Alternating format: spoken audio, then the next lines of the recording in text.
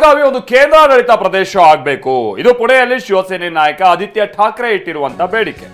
ಹೌದು, ಮಹಾರಾಷ್ಟ್ರದ ಮಾಜಿ ಸಚಿವ ಆದಿತ್ಯ ಠಾಕ್ರೆ ಈ ರೀತಿಯಾದಂತ ಒಂದು ಆಗ್ರಹವನ್ನ ಮಾಡಿದ್ದಾರೆ. ಬೆಳಗಾವಿಯಲ್ಲಿ ಮರಾಠಿ ಭಾಷೆಯವರನ್ನ ತುಳಿಯಲಾಗ್ತಾ ಇದೆ. ಬೆಳಗಾವಿಯಲ್ಲಿ ಮರಾಠಿ ಭಾಷಿಕರ ಸ್ಥಿತಿ ಚಿಂತಾಜನಕ ಆಗಿದೆ.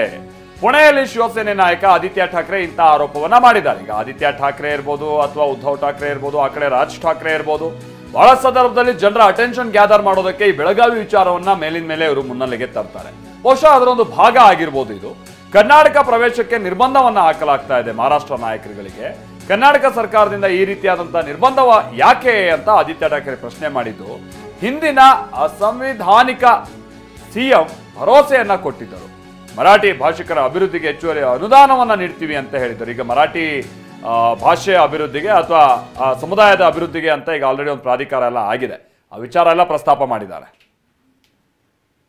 बिल्कुल, हमने सुबह भी मांग की है, आज भी मांग की है। मैंने खत लिखा है स्वयं मुख्यमंत्री महोदय को कि आज हाउस में वो अगर एक ठहराव लाते कि केंद्र शासित किया जाए, प्रस्ताव लाते केंद्र शासित करने के लिए बेलगांव को, तो हम सारे लोग उनके साथ खड़े रहते। और यही प्रस्ताव शायद संसद में भी आना चाहिए, क्योंकि संसद भवन में सेशन तो जारी है। यही हमारी मांग रहेगी कि वहाँ के जो अत्याचार हो रहे हैं वो रोका जाए, अट्रॉसिटीज रोके जाए, और मराठी जनता को जो हैरान किया जा रहा है वो तुरंत रोका जाए। मराठी जनता तो भी हिंदू ही है ना, तो बटेंगे तो कटेंगे बोलने वाले वहां जाके मराठी जनता को आश्रय देंगे क्या? बिल्कुल, हमने सुबह भी मांग की। ನಾವು ಪ್ರತಿನಿಧಿ ಪ್ರಮೋದ್ ಈ ವಿಚಾರವಾಗಿ ನಮ್ಮ ಜೊತೆಗೆ ನೇರ ಸಂಪರ್ಕದಲ್ಲಿ ಜಾಯಿನ್ ಆಗ್ತಾ ಇದ್ದಾರೆ. ಪ್ರಮೋದ್, ಮಹಾರಾಷ್ಟ್ರ ರಾಜಕೀಯ ನಾಯಕರುಗಳಂತೂ ಬಹಳಷ್ಟು ಸಂದರ್ಭದಲ್ಲಿ ಈ ರೀತಿಯಂತ ಅಟೆನ್ಷನ್ ಸೀಕಿಂಗಿಗೋಸ್ಕರ ಬೆಳಗಾವಿ ವಿಚಾರವನ್ನ ಪ್ರಸ್ತಾಪ ಮಾಡೋದು ನಾವು ನೋಡ್ತಾ ಇದ್ವಿ.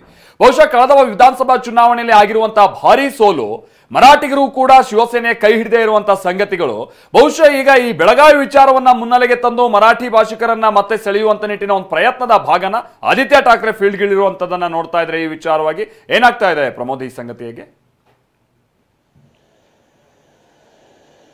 ಮಲ್ತೇಶ್, ಬೆಳಗಾವಿ ಅನ್ನೋದು ಬಹುಶಃ ಮಹಾರಾಷ್ಟ್ರದ ರಾಜಕಾರಣದಲ್ಲಿ ಒಂದು ಎಮೋಷನಲ್ ಕಾರ್ಡ್ ಆಗಿ ಅನೇಕ ರಾಜಕಾರಣಿಗಳು ಪದೇ ಪದೇ ಅದನ್ನು ಮುನ್ನೆಲೆಗೆ ಬಿಡ್ತಾನೆ ಇದೆ. ಅದು NCP ಇರ್ಬೋದು ಅಥವಾ ಶಿವಸೇನೆ ಇರ್ಬೋದು ಅಥವಾ ಇನ್ನಿತರ ಯಾವುದೇ ಪಾರ್ಟಿಗಳು. ಪ್ರಮುಖವಾಗಿ ಮಹಾರಾಷ್ಟ್ರ ಸೋಲಿನ ಬಳಿಕ ಶಿವಸೇನೆ ಉದ್ಧವ್ ಠಾಕ್ರೆ ಬಣ ಈಗ ಮರಾಠಿ ವಿಚಾರವನ್ನು, ಮರಾಠಿ ಅಸ್ಮಿತೆಯ ವಿಚಾರನ, ಜೊತೆಗೆ ಮಹಾರಾಷ್ಟ್ರಕ್ಕೆ ಸಂಬಂಧಪಟ್ಟಂಥ ನೆಲ, ಜಲ ಮತ್ತು ಭಾಷೆ ವಿಚಾರವನ್ನು ಮುಂದಿಟ್ಟು ಈಗ ಮಾತನಾಡ್ತಾ ಇದೆ.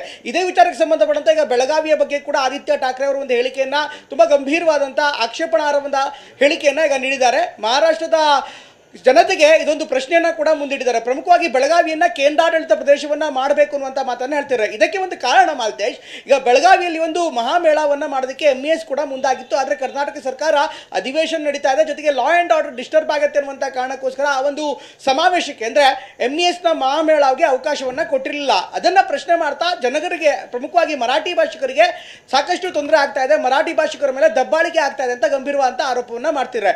ಇದು ಸಹಜವಾಗಿ ಒಂದು ರಾಜಕಾರಣದ ಭಾಗ ಅನ್ನುವಂಥದ್ದು ಸ್ಪಷ್ಟವಾಗಿ ಕಾಣ್ತಾ ಇದೆ. ಯಾಕಂದ್ರೆ ಈಗಾಗಲೇ ಹಿಂದೆ ಮಹಾಜನ್ ವರದಿ ಇರ್ಬೋದು ಅಥವಾ ಕರ್ನಾಟಕ ಏಕೀಕರಣ ಆದಂಥ ಸಂದರ್ಭ ಇರ್ಬೋದು, ಜೊತೆಗೆ ಭಾಷಾವಾರು ಪ್ರಾಂತ್ಯ ವಿಭಾಗ ಆದಂಥ ಸಂದರ್ಭದಲ್ಲೂ ಕೂಡ ಬೆಳಗಾವಿಯನ್ನ ಸ್ಪಷ್ಟವಾಗಿ ಕರ್ನಾಟಕದ ಭಾಗ ಅಂತ ಈಗಾಗಲೇ ಗೆಜೆಟ್ ಕೂಡ ಆಗಿದೆ, ಅದರ ಉಲ್ಲೇಖ ಕೂಡ ಆಗಿದೆ. ಅದು ಡಿಸ್ಪ್ಯೂಟ್ ಆಗಿರುವಂಥದ್ದು, ಆನಂತರ ಅದಕ್ಕೆ ಆರೋಪ ಪ್ರತ್ಯಾರೋಪ ಬಂದಿರುವಂಥದ್ದು. ಡಿಸ್ಪ್ಯೂಟ್ ಇನ್ ದ ಸೆನ್ಸ್ ಅದನ್ನು ರಾಜಕೀಯವಾಗಿ ಡಿಸ್ಪ್ಯೂಟ್ ಮಾಡಿರುವಂಥದ್ದು, ಅದು ರಾಜಕಾರಣದ ಭಾಗ ಮಾತ್ರ. ಅದನ್ನು ಹೊರತುಪಡಿಸಿ ಈಗ ಬೆಳಗಾವಿಯಲ್ಲಿ, ಪ್ರಮುಖವಾಗಿ ಮಹಾರಾಷ್ಟ್ರದಲ್ಲೂ ಕೂಡ ಅಧಿವೇಶನ ನಡೀತಾ ಇದೆ, ಕರ್ನಾಟಕದ ಬೆಳಗಾವಿಯಲ್ಲೂ ಕೂಡ ಅಧಿವೇಶನ ನಡೀತಾ ಇದೆ.